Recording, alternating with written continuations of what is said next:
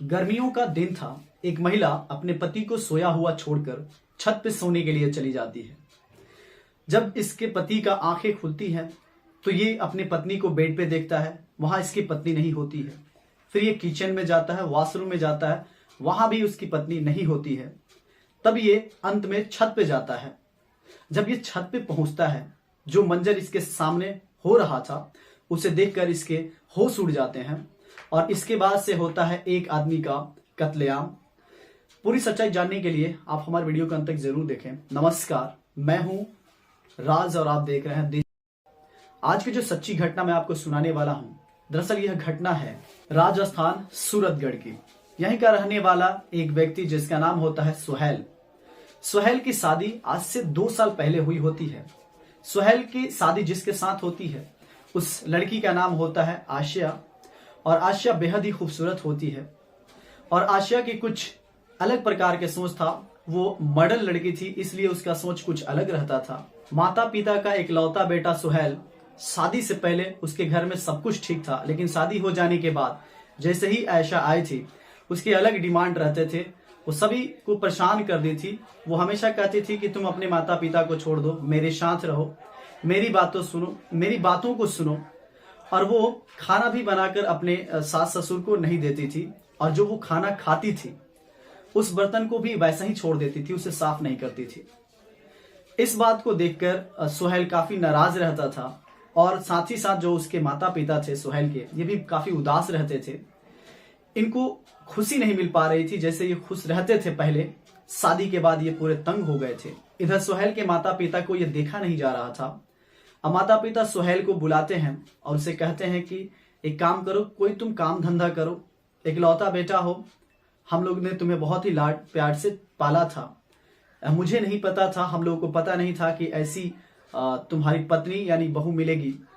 तुम अगर कोई काम धंधा करो तो शायद सब कुछ ठीक हो जाए। इधर सुहेल कोई भी काम नहीं करता था, माँ का इकलौता बेटा था, तो इसे बहुत ज्यादा दुलार मिला था, प्यार मिला था, जिसके वजह से ये कोई काम धंधा नहीं किया था, इसी तरह रहता था। बाद में सुहेल कहता है कि ठीक है, मैं कोशिश करता हूं, लेकिन मैं कहाँ जाऊंगा, मैं तो फ्रेशर हूं, कोई काम नहीं जानता हूं। तो उसके पिता जो होते हैं वो कहते हैं कि मेरा एक दोस्त है और उस दोस्त का बेटा दिल्ली में रहता है, अगर तुम वहां जाओ तो मैं तुम्हारा काम भी लगवा दूंगा। ये बातें सुनकर सुहेल सारी बातें आकर अपनी पत्नी आयशा से बताता है कि दरअसल बात ऐसा है कि मेरे पिताजी चाहते हैं कि मैं काम करने जाऊं, और अगर तुम यहाँ सब कुछ अच्छा से रखोगी तो बहुत अच्छा होगा, और मैं बहुत जल्दी चला जाऊंगा। जो आयशा होती है वो मानती ही नहीं है। वो कहती है कि तुम जहां जाओगे मैं तुम्हारे साथ ही चलूंगी, यहाँ तुम्हारे माँ बाप के लिए मैं नहीं रह सकती। अब सुहेल क्या करे, वो जाता है माता पिता को ये बातें बताता है कि जो आयशा है वो नहीं मान रही है। वो कह रही है कि मैं तुम्हारे साथ ही चलूंगी, तुम जहां जाओगे वहां ही रहूंगी। माता पिता भी कहते हैं कि चलो आगे चल के इन्हीं का तो सब कुछ है। वो कहते हैं कि ठीक है, उसे भी साथ में लेके जाना वहीं पे।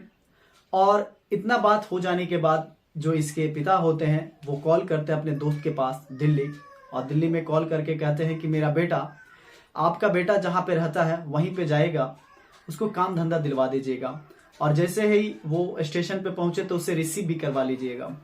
इतना कह के सुहेल के पिता फोन रख देते हैं, और अगले ही दिन जो सुहेल है रेडी हो जाता है अपनी पत्नी के साथ, टिकट करवाता है और ट्रेन का टिकट करा के रवाना हो जाता है दिल्ली के लिए। जैसे ही वहां पहुंचता है तो उसे रिसीव करने आता है एक लड़का जिसका नाम होता है खालिद। और खालिद जो उसके दोस्त का बेटा होता है। खालिद एक हट्ठा कट्ठा नौजवान लड़का होता है। खालिद उस जिस कंपनी में काम करता था वहां का सुपरवाइजर था, और सुपरवाइजर होने के नाते उसको महीने में 8 से 10 काम करने होते, 8 से 10 दिन काम करने होते थे। वो ऐसे ही फ्री रहता था। खालिद आता है, इधर सुहेल को रिसीव करता है, उसकी पत्नी भी साथ में होती है। खालिद सुहेल के पत्नी को देखकर कम्प्लीमेंट करता है कि भाभी बहुत खूबसूरत हो आप, चलिए अब तो आप यहीं पे रहोगे और हम सभी साथ में रहेंगे। भाभी कुछ नहीं बोलती है, यानी कि जो सुहेल की पत्नी होती है आयशा, वो कुछ नहीं बोलती है, सिर्फ मुस्कुराती है।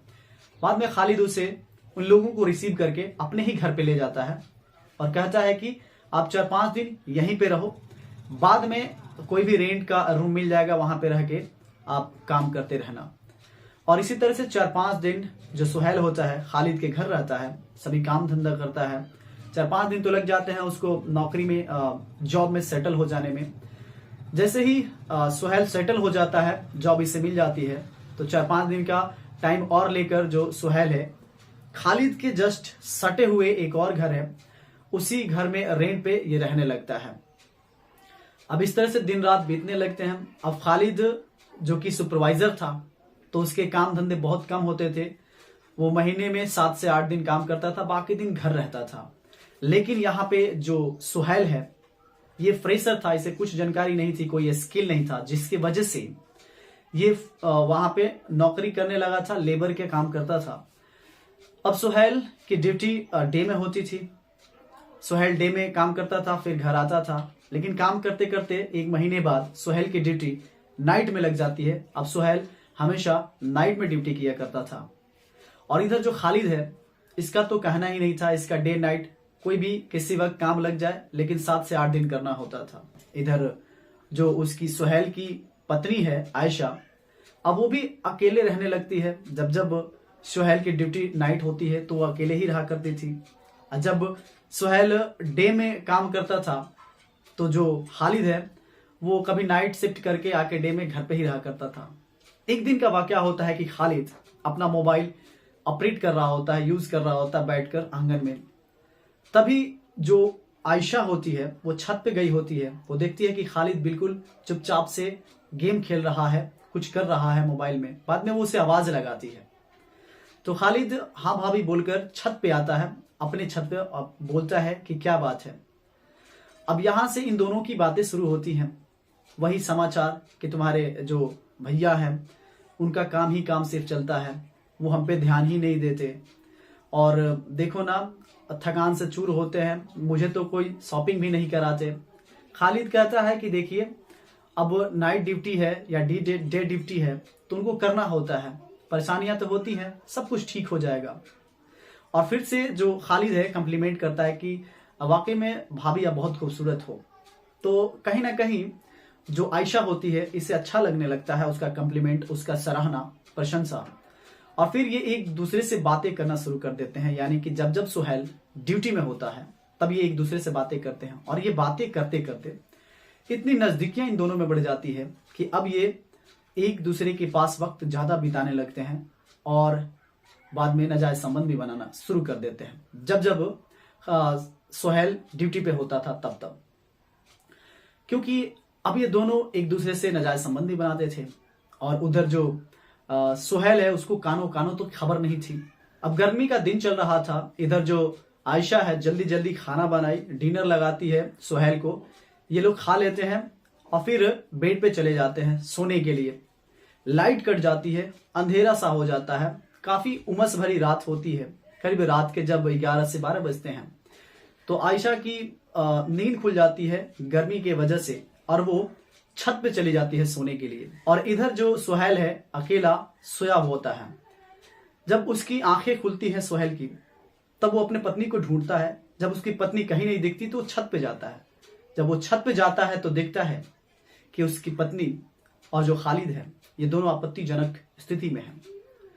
वो देखकर काफी आग बबूला होता है। सुहेल काफी गुस्सा होता है और बिना सोचे समझे मारपीट झगड़ा करना शुरू कर देता है, खालिद के ऊपर हाथे छोड़ने लगता है। और हाथापाई करते करते यहाँ पे जो खालिद होता है वो छत से गिर पड़ता है, उसका वहीं पे डेथ हो जाता है। शोरगुल होने लगता है, सभी लोग भागने दौड़ने लगते हैं, चिल्लाने लगते हैं। तो जो ग्रामवासी होते हैं वो अपने अपने छत से सब जग जाते हैं, देखने लगते हैं कि क्या मंजर है, क्या नजारा है। और सुबह भी हो जाता है। उसी में से कोई पुलिस को भी कॉल कर देता है। पुलिस मौके पर दाद पे आती है। पुलिस आते ही डेड बॉडी को हिरासत में लेती है, पोस्टमार्टम के लिए भेज देती है।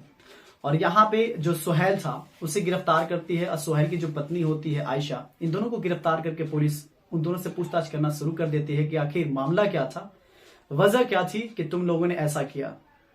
आयशा तो चुपचाप रहती है, लेकिन यहाँ पे जो सुहेल है वो अभी भी उसका गुस्सा शांत नहीं हुआ था।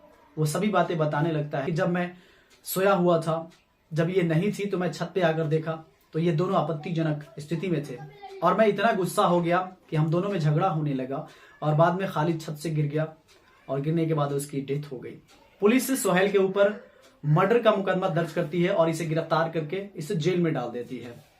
दोस्तों, यहाँ पे गलती किसकी थी आप बताएंगे? क्या गलती सोहेल की थी या क्या गलती आयशा की थी या इसमें गलती खालिद की थी? बताएं। दोस्तों, इस कहानी को सुनाने का उद्देश्य भी आपको अवेयर करना है, जागरूक करना है।